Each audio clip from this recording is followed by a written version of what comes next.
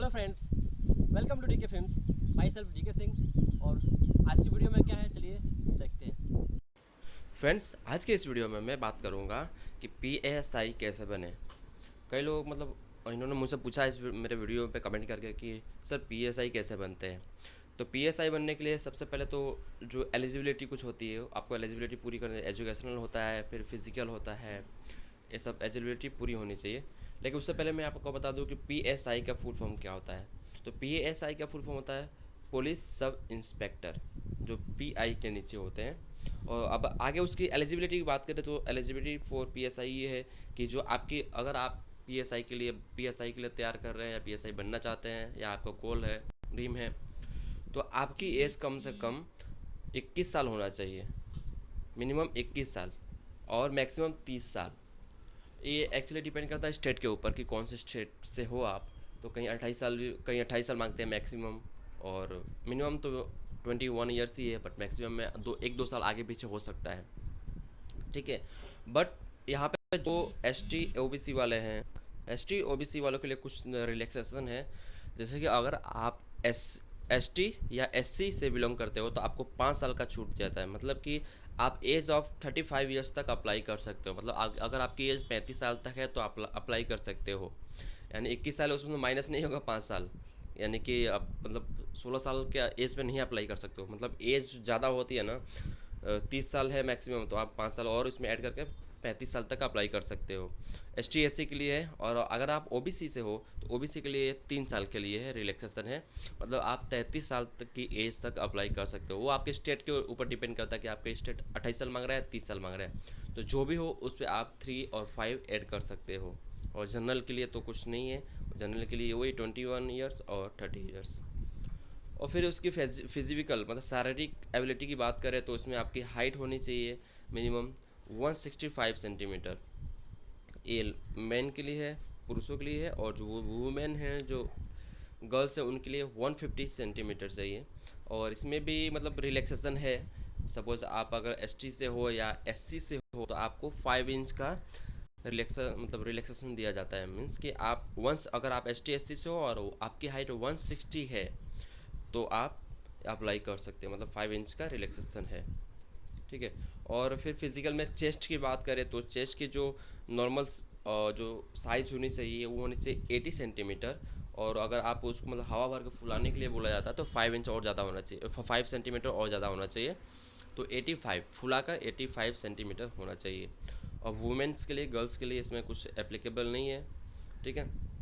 और वेट की बात कर ले तो वेट मतलब ऐसा होना चाहिए जिससे कि एक्चुअली ये ऐसा होता है कि आपकी अगर साइज़ 165 सेंटीमीटर है तो आपका एज इतना, मतलब कि वेट इतना होना चाहिए, 68 होना चाहिए, 70 होना, 65 होना चाहिए वेट।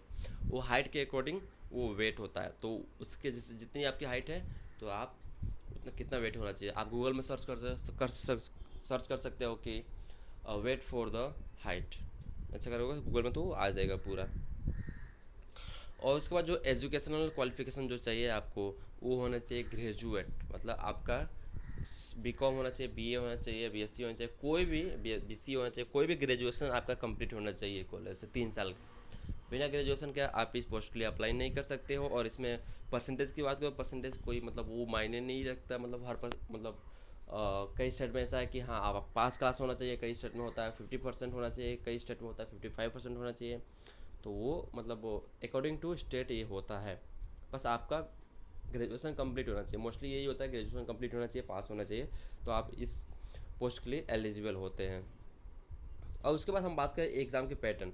ये तो होगी हमारी एलिजिबिलिटी होती, वो एलिजिबिलिटी होगी। उसके बाद अगर आप एलिजिबल है तो आगे आप एग्ज़ाम पैटर्न कैसे होती है इसमें। एग्ज़ाम में बता दो कि इसमें रिटन एग्ज़ाम दो होती है, प्रीलिम्स होती है और मेंस होती है। तो प्रीलिम्स में क्या होता है, उसमें आपको मतलब कि क्वेश्चन, मतलब आप प्रीलिम्स क्लियर कर लेते हो तो आप मेंस के लिए जा सकते हो।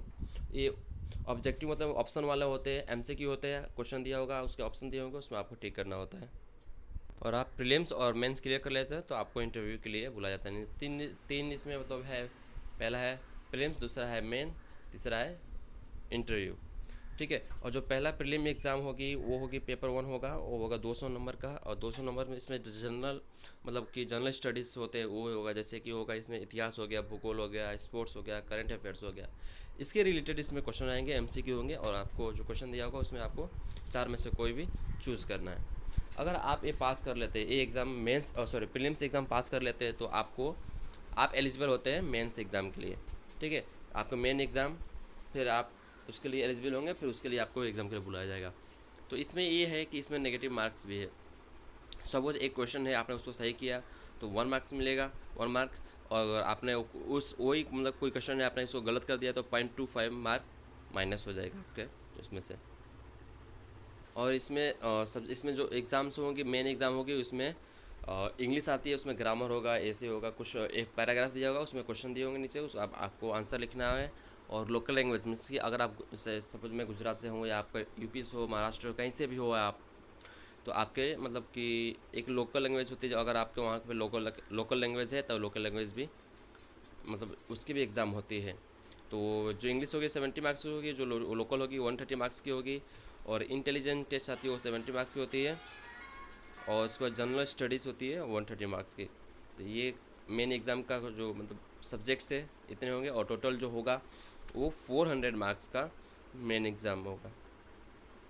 ठीक है, और इसको आपने मेन क्लियर कर लिया तो आपको इंटरव्यू के लिए बुलाया जाएगा। और एक और इसमें होता है फिजिकल टेस्ट होता है। फिजिकल टेस्ट में आपको मतलब ट्रेनिंग मतलब रनिंग दिया जाता है, फिर जंपिंग दिया जाता है, और आपके आईज मतलब जो आपकी आई की देखने की शक्ति है वो टेस्ट किया जाता है। फिजिकल टेस्ट में जो मतलब मेडिकल सब कुछ मतलब चेकअप होता है। उसके बाद अगर आप एलिजिबल है तो आपको पोस्टिंग किया जाता है।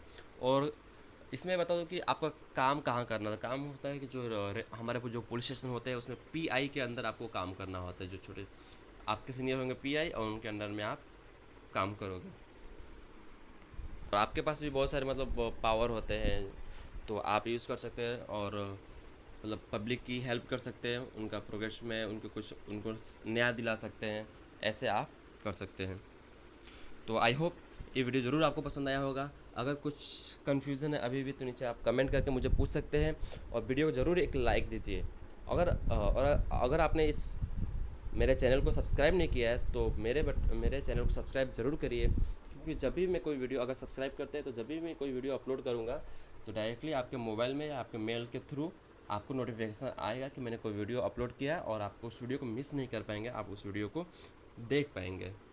तो ज़रूर सब्सक्राइब करिए, अपने फ्रेंड्स के साथ में मेरे वीडियो को शेयर करिए, और ज़रूर लाइक ज़रूर करिएगा। Bye bye.